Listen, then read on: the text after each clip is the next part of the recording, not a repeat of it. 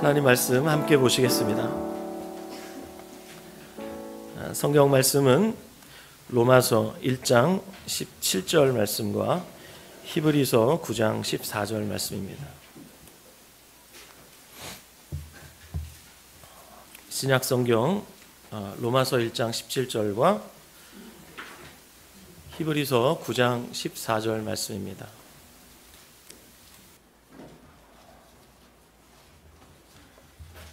먼저 로마서 1장 17절 말씀을 다 함께 읽겠습니다. 자, 시작. 복음에는 하나님의 의가 나타나서 믿음으로 믿음에 이르게 하나니 기록된 바 오직 의인은 믿음으로 말미암아 살리라 함과 같으니라. 아멘. 히브리서 9장 24절 말씀입니다.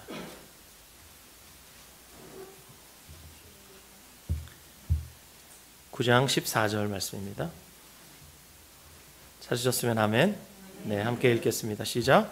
하물며 영원하신 성령으로 말미암아 흠없는 자기를 하나님께 드린 그리스도의 피가 어찌 너희 양심을 죽은 행실에서 깨끗하게 하고 살아계신 하나님을 섬기지 못하게 하겠느냐. 아멘. 네, 저는 오늘 이 말씀을 중심으로 하나님의 말씀에 사로잡힌 양심, 하나님의 말씀에 사로잡힌 양심, 이와 같은 제목으로 하나님의 은혜 나누도록 하겠습니다. 제가 학창 시절에 100일장이라고 글짓기 대회라고 하죠. 거기에서 최우수상을 탄 적도 있고, 그리고 한때 저는 문학 동아리에서 창작시를 발표한 적도 있습니다. 그리고 대한민국의 남자로서 국방의 의무를 감당하기 위해서 군복무를 할 때는 현란한 글솜씨로 제 아내에게 편지를 써서 제 아내의 마음을 홀라당 다 빼앗았던 제가, 누군가가 저에게 가장 좋아하는 시 한 편을 말하라고 제게 요청한다면 저는 1초도 주저하지 않고 윤동주의 서시를 꼽을 겁니다. 여러분 중에도 서시를 좋아하시는 분들이 계실 텐데요. 죽는 날까지 하늘을 우러러 한 점 부끄러움이 없기를 잎새에 있는 바람에도 나는 괴로워했다. 별을 노래하는 마음으로 모든 죽어가는 것을 사랑해야지. 그리고 나한테 주어진 길을 걸어가야겠다. 오늘 밤에도 별이 바람에 스치운다. 제가 너무 시의 가치에 비해서 가치를 떨어뜨리는 그런 낭송을 한 것 같아요. 이 윤동주의 삶을 다룬 영화가 있습니다. 혹시 보신 적 있으신가요? 영화의 제목은 동주예요. 띄워주시죠.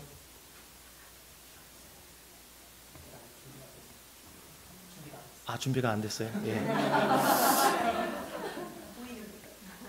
이 영화 동주에는 두 명의 주인공이 나와요. 이 두 사람은 한 집에서 자란 사촌지간이에요. 바로 윤동주와 송몽규라는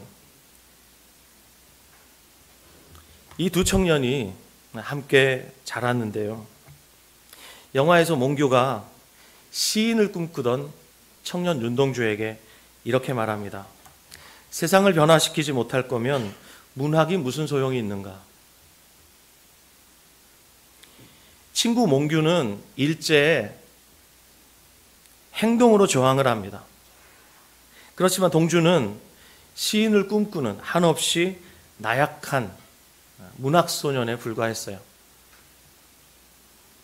근데 이 윤동주는 송몽규의 이런 거침없는 일제에 저항하는 행동을 보면서 한없이 자기 자신을 부끄러워하면서 이렇게 말합니다.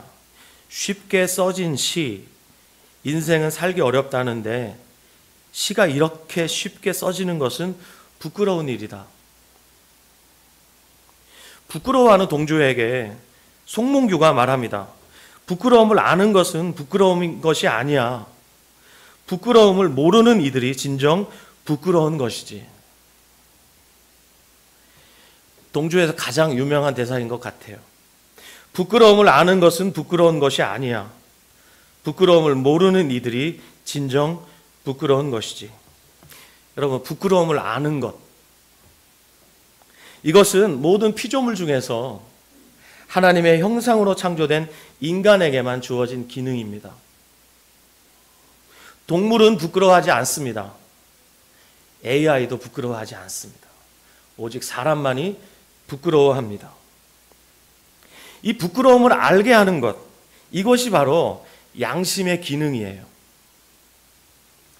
인터넷 국어사전을 보면 양심은 이렇게 정의되어 있습니다. 어떤 행위에 대하여 옳고 그름, 선과 악을 구별하는 도덕적 의식이나 마음씨. 웨스트민스터 신앙고백 해설이라는 책에서 보면 저자 R.C. 스프로울은 양심을 이렇게 정의합니다. 우리의 도덕적 감각, 옳고 그름에 대한 마음의 인식. 무슨 말인지 좀 어렵지만 쉽게 말하면 이런 거죠. 양심은 모든 인간의 마음에 새겨진 법이에요. 믿는 자든 믿지 않는 자든 하나님은 모든 인간의 마음속에 법을 새겨 놓았어요. 그래서 모든 사람은 자기 자신만의 법을 가지고 살아요. 다르지만 이건 옳은 것이야. 아니야, 이건 틀린 것이야 라고 나름의 기준을 가지고 살아요. 그것이 바로 하나님이 모든 인간의 마음속에 넣어두신 양심이라는 법이에요. 아담의 범죄로 인해서 이 양심은 깨졌지만 그럼에도 불구하고 모든 사람의 마음속에는 이 양심이 희미하게나마 남아 있습니다. 그래서 동물은 본능대로 살지만 인간에게는 양심이라는 것이 기능하고 있어요. 이 양심은 일종의 경보 시스템과 같다고 볼 수 있어요. 마음의 브레이크 역할을 하고 있어요. 이 양심이 마음속에서 작동하고 있기 때문에 사람은 내적으로 갈등을 하게 되죠. 죄를 지을까 말까 갈등하게 됩니다. 그래서 죄를 짓고 나면 양심의 기능이 작동합니다. 그래서 죄책감이라는 것을 갖게 되죠. 시인 윤동주의 부끄러움은 바로 양심의 기능이 작동했기 때문이에요. 제가 연초에 올해 설교 계획을 말씀드렸듯이 매월 셋째 주일 이 애찬 예배에는 역사 속에 그리스도인 한 사람을 만나는 날입니다. 오늘 제가 소개할 분은 혹시 여러분 짐작하셨는지 모르겠지만 우리 중 누구라도 한 번은 들어보았을 법한 종교개혁자 마틴 루터입니다. 윤동주가 일제 식민지의 양심이었다면 마틴 루터는 중세 암흑기 교회의 양심이었다라고 말할 수 있을 겁니다. 루터는 12살이 되었을 때 라틴어를 아주 유창하게 읽고 쓰고 말할 수 있게 되었다 그래요. 아주 천재적인 학문의 소질이 있었는데 17살이 되었을 때 루터는 법관이 되기 위해서 대학에 공부하러 들어갔습니다. 근데 이 학문에 굉장히 뛰어났던 루터는 늘 죽음에 대한 불안과 공포에 휩싸여 있었습니다. 그러다가 인생의 전환점이 되는 한 사건을 경험하게 되는데 무시무시한 폭풍으로 비가 억수같이 쏟아지던 그날 말을 타고 달리던 루터가 내리치는 벼락에 그만 놀라서 말에서 떨어집니다. 떨어지면서 진노하시는 하나님께 진노를 받아 죽을지도 모르겠다라는 것을 감지하고 이렇게 기도합니다. 도와주세요. 성 안나요. 그 당시 중세였기 때문에 루터는 카톨릭 신자였죠. 성 안나는 성모 마리아의 어머니로 알려져 있는 성녀입니다. 안나에게 기도하면서 그가 이렇게 말합니다. 제가 수도사가 되겠습니다. 그래서 루터는 수도사가 됐습니다. 하지만 죄에 대한 하나님의 무서운 심판과 죽음에 대한 두려움은 여전히 너무나 컸습니다. 그래서 이를 알아챈 그의 주임 신부가 로마로 성지순례를 떠나볼 것을 권하고 드디어 루터는 로마로 성지순례를 떠납니다. 로마에 가면 성 베드로 성당이라고 지금도 너무나 웅장하죠. 가보고 싶죠. 그렇죠? 네. 이 성 베드로 성당의 그 계단을 무릎으로 기어 올라갑니다. 자기 자신의 죄를 씻어보기 위해서, 이 죄책감을 떨어보기 위해서 무릎으로 그 계단을 기어오르며 기도해 보았지만 루터의 이 두려움은 조금도 해결되지 않았습니다. 그러면서 시간이 지나고 그 후 비텐베르크 대학에서 성경 박사학위를 받습니다. 그리고 시편과 로마서와 갈라디아서를 연구하고 가르치면서 점점 성경의 진리의 빛을 발견하게 됩니다. 그러던 중 오늘 우리가 함께 읽은 로마서 1장 17절 말씀, 이 말씀이 루터에게 빛을 주지요. 복음에는 하나님의 의가 나타나서 믿음으로 믿음에 이르게 하나니 기록된 바 오직 의인은 믿음으로 말미암아 살리라 함과 같으니라. 드디어 그 길고 긴 터널을 빠져나왔습니다. 그의 심령에 빛이 비쳤어요. 그가 깨달았어요. 아, 사람이 의롭게 되는 것은 선행도 아니고 고행도 아니고 어떤 행위가 아니라 오직 믿음으로 되는구나. 이 큰 깨달음을 얻었지만 루터는 여전히 신부로서, 사제죠. 사제로서 사람들이 죄를 고백하는 그 고해성사를 했습니다. 근데 어느 날부터 사람들이 루터에게 고해성사를 안 하는 거예요. 알고 봤더니 사람들이 돈을 주고 면벌부를 사는 거예요. 면벌부. 생소하시지만 이 말은 여러분에게 아주 익숙할 거예요. 면죄부. 중세 가톨릭 교회가 언제부턴가 하나님의 은혜를 돈으로 살 수 있다고 가르치기 시작했어요. 뭔가 잘못됐다는 것을 알아차린 루터가 분노하기 시작했어요. 그리고 수많은 고민과 기도 끝에 여러분이 잘 아시는 지금으로부터 약 500여 년 전 1517년 10월 31일에 중세교회가 잘못 가르치고 있는 교리를 반박하기 위해서 하나씩 써나갔는데 그것이 무려 95개조나 되었어요. 이 95개조의 반박문을 비텐베르크 교회 정문에다가 붙였습니다. 사실 루터는 종교개혁을 일으키겠다는 생각은 추호도 없었어요. 그 당시에 면죄부가 잘못되었다는 사실은 누구라도 알고 있었어요. 이건 아니잖아. 이건 아니잖아. 하지만 루터는 그의 양심이 이 면벌부와 같은 이런 교회의 부조리를 도저히 용납할 수 없었어요. 그래서 루터가 분연히 일어난 거예요. 모든 사람이 이건 아니야, 이건 아니야 라고 외치고 있었지만 그 양심이 루터처럼 깨끗하지 못했던 것 같아요. 그래서 결국 루터는 이단으로 정죄가 됐습니다. 교회로부터 파문을 당하고 결국 1521년 보름스에서 열린 국제회의에 소환되었습니다. 성경적 양심으로 취한 하나의 작은 행동이 전 유럽을 뒤흔드는 종교개혁을 촉발시킬 줄 몰랐던 루터, 그도 인간이었기 때문에 너무나 두렵고 떨렸습니다. 그래서 첫날은 그가 제대로 변론하지 못했습니다. 하루의 말미를 얻어서 새벽까지 루터가 존재를 떨면서 하나님 앞에 기도합니다. 주여, 힘을 주십시오. 힘을 얻어 그 다음날 루터는 황제와 교황이 보낸 추기경 그리고 위정자들 수많은 사제들 앞에서 당당하게 자신의 주장을 변론합니다. 변론 마지막에 그가 했던 말이라고 알려져 있습니다. 여러분 한 번쯤은 들어보셨을 법한데요. 그가 이렇게 말합니다. 나는 성경과 하나님의 말씀에 사로잡힌 양심으로 그 어떤 것도 취소할 수 없고 하지도 않을 것입니다. 왜냐하면 그것은 나의 신앙 양심에 반하는 것이기 때문입니다. 영어로 말하면 My conscience is captive to the word of God 이렇게 되어 있습니다. 내 양심은 하나님의 말씀에 사로잡혀 있습니다. 그리고 루터는 이렇게 기도합니다. 여기 내가 서 있습니다. 나는 다른 어떤 것도 할 수 없습니다. 하나님 나를 도우소서. 아멘. Here I stand. 지금도 보름스에 가면 루터의 이 기도문이 그대로 있어요. Here I stand. 여기 내가 서 있습니다.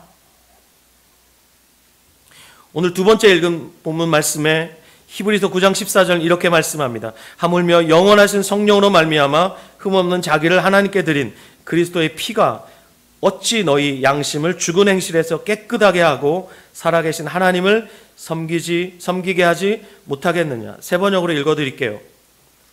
하물며 영원한 성령을 힘입어 자기 몸을 흠없는 제물로 삼아 하나님께 바치신 그리스도의 피야말로 더욱더 우리들의 양심을 깨끗하게 해서 우리로 하여금 죽은 행실에서 떠나서 살아계신 하나님을 섬기게 하지 않겠습니까? 여러분, 예수 그리스도의 피는 우리의 양심을 깨끗하게 합니다. 깨끗해진 우리의 양심은 우리로 하여금 죽은 행실에서 떠나 살아계신 하나님을 섬기게 합니다. 여러분, 저희 여러분의 양심은 그리스도의 피로 이미 깨끗하게 되었습니다. 깨끗하게 된 이 양심을 통해 하나님이 우리 그리스도인들에게 말씀하신다는 사실 여러분 아십니까? 시편 16편 7절에 이런 말씀이 있습니다. 나를 훈계하신 여호와를 송축할지라 밤마다 내 양심이 나를 교훈하도다. 하나님이 우리에게 말씀하실 때 그 중요한 통로 중에 하나가 바로 양심이라는 거예요.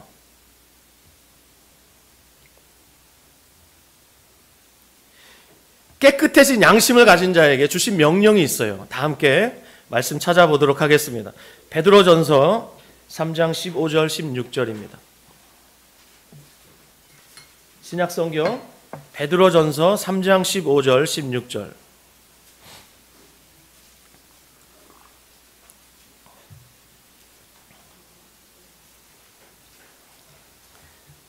15절 자매님들이 읽어주시고 16절은 형제님들이 읽어주시기 바랍니다. 먼저 자매님들 시작. 너희 마음에 그리스도를 주로 삼아 거룩하게 하고 너희 중에 있는 소망에 관한 이유를 묻는 자에게는 대답할 것을 항상 준비하되 우리와 교훈으로 하고 선한 양심을 가지라. 이는 그리스도 안에 있는 너희의 선행을 욕하는 자들로 그 비방하는 일에 부끄러움을 당하게 하려 함이라. 특별히 16절 가지라라고 번역된 헬라어를 직역하면 이렇게 됩니다. 유지하라. 지니려고 노력하라는 뜻이에요. 선한 양심을 계속 유지하라는 거예요. 그리스도의 피로 우리의 양심을 깨끗하게 하신 주님께서 우리에게 무엇을 요구하시냐면 선한 양심을 유지하라고 말씀하세요. 그리고 선한 양심을 지니려고 노력하라고 말씀하고 계세요. 어떻게 지닐 수 있을까요? 어떻게 선한 양심을 유지할 수 있을까요? 미국 복음주의 신학자인 웨인 그루뎀은 선한 양심을 유지하기 위해 이렇게 하라고 권면하고 있어요. 매일 매순간 의식적인 혹은 고의적인 불순종을 피하고 죄를 깨달을 때마다 즉각적으로 회개하라. 여러분 이렇게 하고 계십니까? 우리의 마음속에서 양심이 작동하고 있는데 하나님이 양심을 통해서 우리를 교훈하고 계시는데 이 양심의 경고를 계속 무시하잖아요. 양심이 말하지 못하게 계속 양심의 기능을 무마시키잖아요. 그렇게 되면 양심은 점점 기능이 악화되고 나중에는 말하지 못하게 됩니다. 우리 내면에서 소리치는 선지자인 이 양심의 입을 막아버리면 양심은 점점 기능이 악화돼요. 혹시 보신 분들이 계신지 모르겠지만 2015년에 SBS에서 드라마 하나가 나왔는데 드라마 제목이 뭐냐면 냄새를 보는 소녀라는 드라마예요. 혹시 기억나시나요? 여러분 예수님만 사랑하시죠? 여기에 가수 겸 탤런트인 박유천 씨가 등장을 해요. 근데 박유천 씨는 이 드라마에서 감각이 없는 사람으로 등장을 해요. 음식을 마구 먹습니다. 특히 펄펄 끓는 커피를 원샷합니다. 보통 사람은 목이 타들어갈 법도 하죠. 하지만 박유천은 감각을 느끼지 못하기 때문에 아무 일도 일어나지 않습니다. 무감각해진다는 것이 이렇게 무서운 거예요.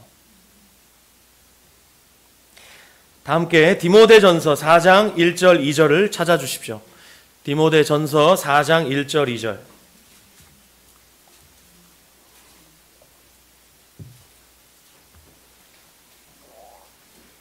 디모데전서 4장 1절 2절 다 함께 읽겠습니다. 시작. 그러나 성령이 밝히 말씀하시기를 오히려 어떤 사람들이 믿음에서 떠나 미혹하는 영과 귀신의 가르침을 따르리라 하셨으니 자기 양심이 화인을 맞아서 외식함으로 거짓말하는 자들이라. 여기 화인을 맞아서라고 번역된 헬라어 그대로 직역하면 인두로 도장을 찍은 이란 뜻이에요. 여러분, 화인은 고대시대 노예를 매매할 때 이 노예의 주인이 자기 소유라는 것을 증명하기 위해서 노예의 어떤 신체 부위에다가 불로 도장을 확 찍어버린 것을 화인이라고 하죠.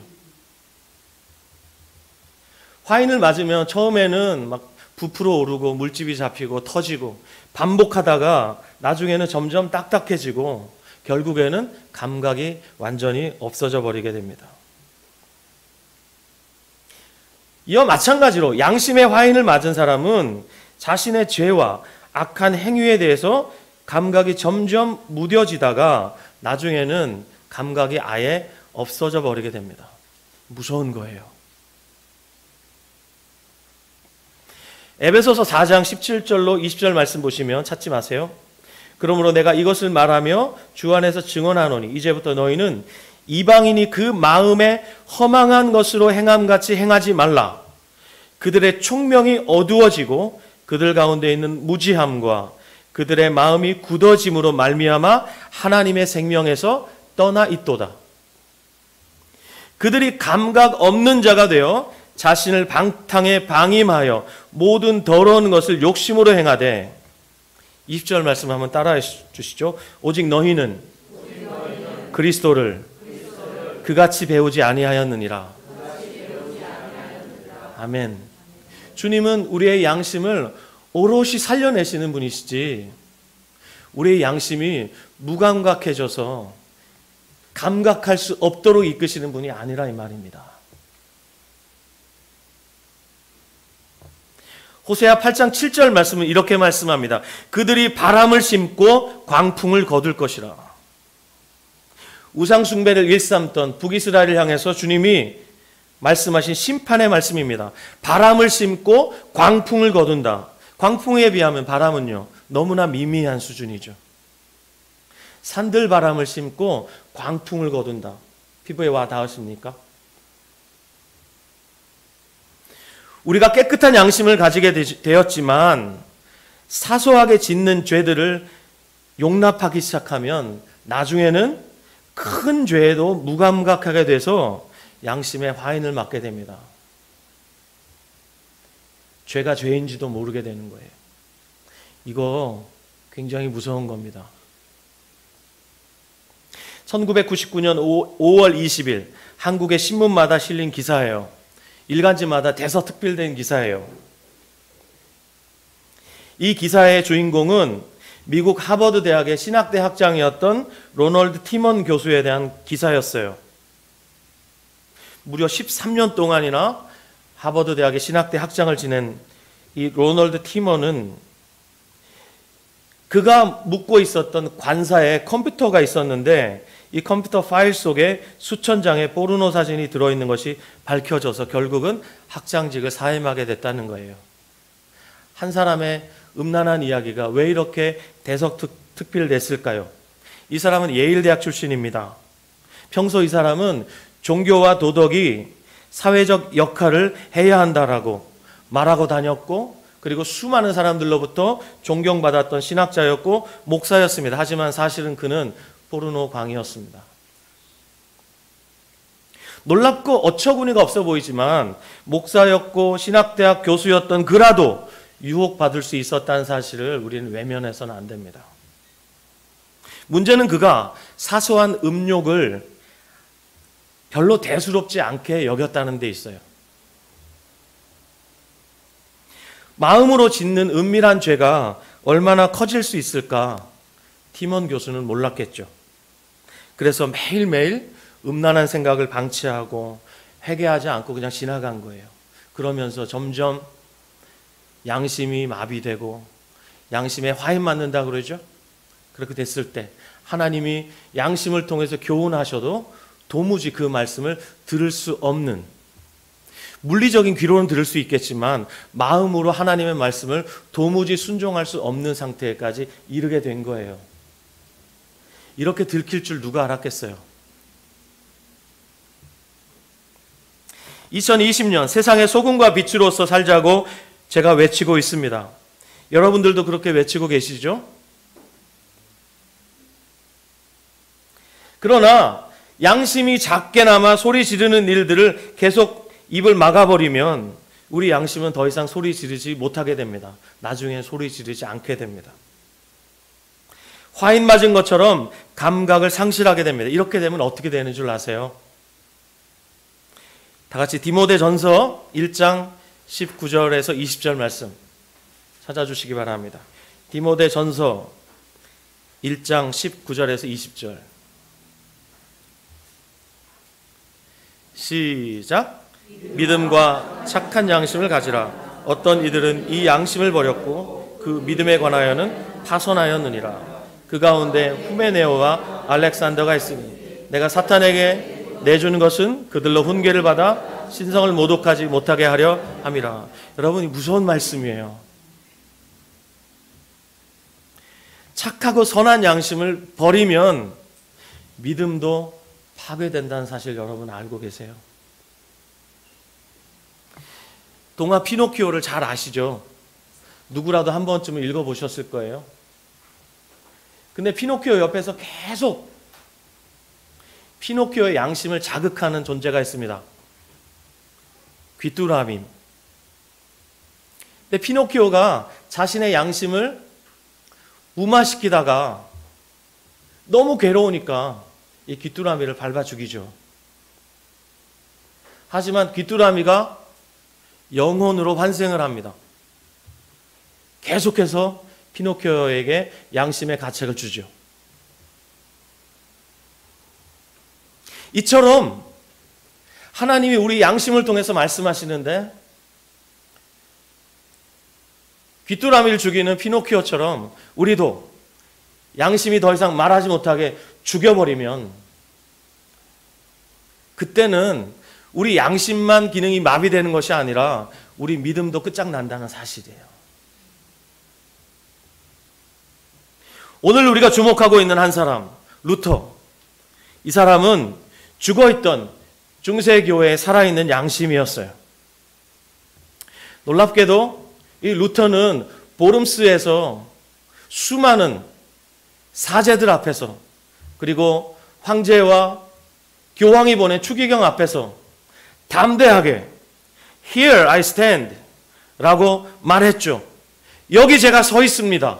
그의 양심에 반하지 않는 한 저는 이 말을 도무지 철회할 생각이 없습니다 라고 말했던 이 루터는 그렇게 고백한 이후에도 깨끗한 양심으로 하나님 말씀을 계속해서 선포하고 다녔습니다.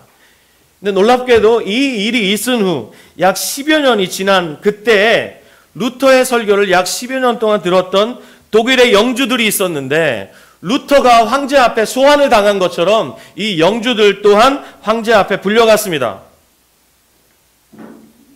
황제는 루터를 겁박했던 것처럼 이 영주들에게도 교황에게 복종하고 가톨릭으로 돌아올 것을 종용했습니다. 이때 황제 앞에 불려갔던 독일의 수많은 영주들이 루터가 했던 고백을 그대로 따라했다 그래요. 루터가 Here I stand라고 말했다면 이 영주들은 Here we stand라고 말했다 그래요. 루터의 영향력이에요. 루터의 양심은 10여 년이 지난 때에도 살아있었어요. 그가 죽을 때에도 그의 양심은 시퍼렇게 살아있었습니다. 윤동주가 하늘을 향해서 한 점 부끄러움 없이 살기를 원했던 그 양심, 잎새에 이는 바람에도 괴로워했던 그 양심, 하늘은 하나님을 상징하는 거예요. 잎새에 이는 바람에도 괴로워했던 그 부끄러움은 윤동주의 양심을 말하는 것이었어요. 사랑하는 여러분, 우리가 빛이 되자 소금이 되자 그것을 넘어서 우린 이미 빛입니다, 소금입니다라고 고백하기 시작했잖아요. 근데 우리가 우리의 양심을 마비시키면 우리는 구호만 찬란할 뿐이지 결코 소금이 될 수 없고 빛이 될 수 없다는 거예요. 여러분, 지난 한 주간 여러분 삶을 잘 생각해 보세요. 하나님이 이 말씀으로 우리에게 말을 걸어오시죠. 우리가 묵상할 때 주님이 우리에게 말을 걸어오시잖아요. 그렇죠? 예. 때로는 우리의 양심에 말씀하신다는 사실을 아세요? 우리가 24시간 이 말씀을 펴고 있지 않기 때문에 주님이 우리의 마음에 새겨진 말씀, 암송된 말씀으로도 말씀하실 뿐 아니라 우리의 깨끗한 양심을 통해서 우리를 교훈하신다는 사실을 아세요? 저는 그런 적이 많이 있었어요.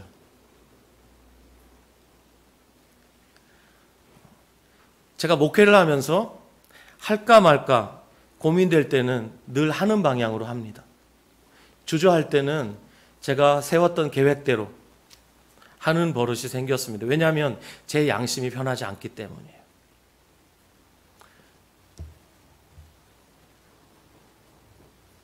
그렇다고 제 양심이 절대적인 기준이 될 수는 없어요. 이 양심은 반드시 하나님의 말씀에 사로잡힌 양심이어야만 합니다.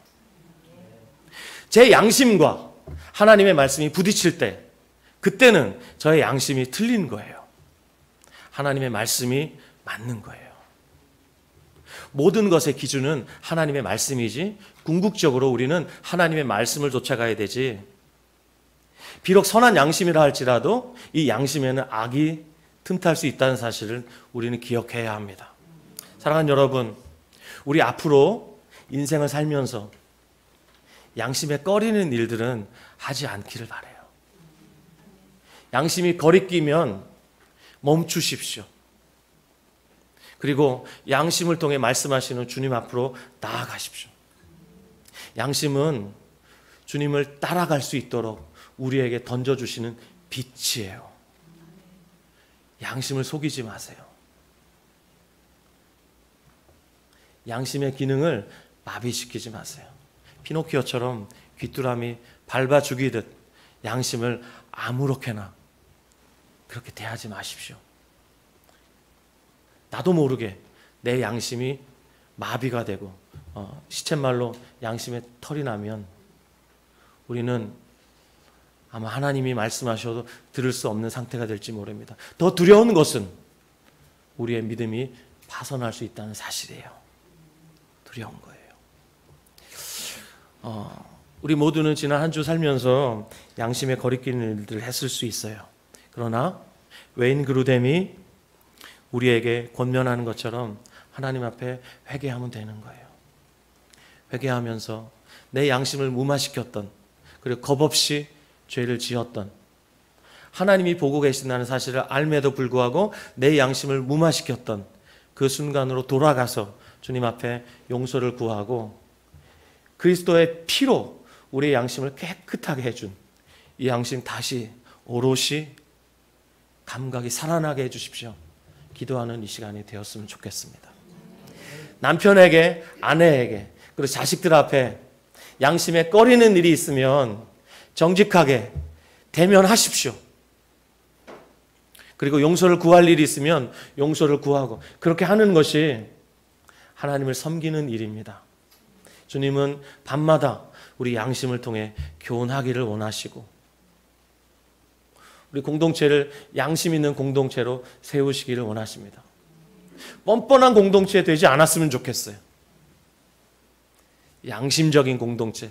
세상은 이런 양심적인 사람들을 오늘도 기다리고 있습니다. 그들은 양심 있는 사람들을 언제든 환영할 준비가 되어 있다고 생각해요. 우리가 입으로는 소금이 되자, 빛이 되자라고 부르짖지만 우리 양심이 시커멓게 병들어 있으면 우리의 모든 구원은 전부 공료물이 되고 마는 것이에요. 여러분, 양심의 소리를 들을 수 있기를 바랍니다. 네. 주님이 양심을 통해 말씀하실 때 주님 앞에 무릎 꿇으시기를 바라요. 아멘. 예, 여러분의 어줍지 않은 기준 포기할 수 있기를 바라요. 아멘. 기도하시겠습니다. 사랑하는 주님, 하나님의 말씀에 사로잡힌 양심으로 황제와 교황의 위협 앞에 조금도 굴하지 않고 하나님의 말씀 부들부들 떨면서 증언했던 마틴 루터의 그 살아있는 양심을 기억합니다. 그리고 식민지 백성으로서 한없이 부끄러워했던 양심이 오롯이 살아있었던 청년 윤동주를 기억합니다. 하나님, 그들이 역사 속에서 살아있었던 인물이었다면 주님, 이 시대에 양심이 살아있는 자 누구인가라고 외치실 때 여기에 있는 우리 모두 하나님, 저 여기 있습니다, Here I stand 라고 말하며 주님 앞에 설 수 있는 이 시대의 양심이 될 수 있도록 우리를 붙들어 주시옵소서. 하나님, 양심을 무마시킨 우리의 과오를 이 시간 후회합니다. 회개합니다. 참으로 탄식합니다. 하나님, 아무것도 아닌 것 같았던 그냥 슥 덮고 지나가려고 했던 수많은 순간, 주님, 이제까지 몰랐다면 주님, 오늘 새롭게 알게 하여 주시옵소서. 양심이 무너지면 우리의 믿음도 무너진다는 사실 앞에 참으로 두려워 떨며 이제부터라도 양심을 통해 말씀하시는, 양심에 던져주신 이 빛을 꺼트리지 않는 우리 모두가 될 수 있도록 주님 도와주시옵소서. 주님, 사랑하는 우리 성도들이 남편에게, 아내에게, 부모에게, 자녀에게, 그리고 사랑하는 성도들에게, 그리고 가까운 이웃들에게 고백해야 할 것이 있다면 가서 정직하게 고백할 수 있도록, 양심이 소리치는 것을 무시하지 않도록 주님 도와주시옵소서. 그래서 이 시대에 하나님이 참으로 우리 안에서 친밀하게 계속해서 말씀하시며 동행해 주시는 것을 우리 모두가 깊이 체험할 수 있도록, 그래서 우리를 소금이라 하시고 빛이라 하신 주의 말씀이 참이 되는 그런 삶 되게 하여 주시옵소서. 주님, 이 시간 주님께 감사하며 우리 양심을 다시 한번 새롭게 주시는 주님의 은혜에 감사하며 예수님의 이름으로 기도하였습니다. 아멘.